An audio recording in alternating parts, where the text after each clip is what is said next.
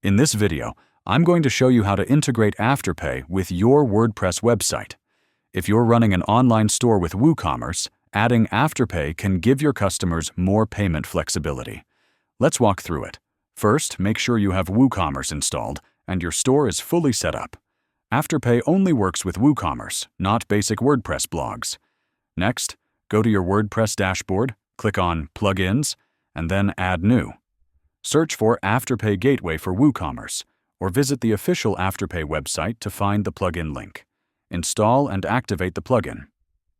Then, go to WooCommerce. Settings Payments, and you'll see Afterpay as an option. Click Setup or Manage.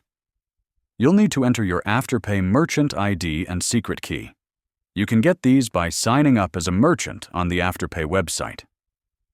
Once you paste those in and save, Afterpay will now appear as a payment option at checkout. And that's it!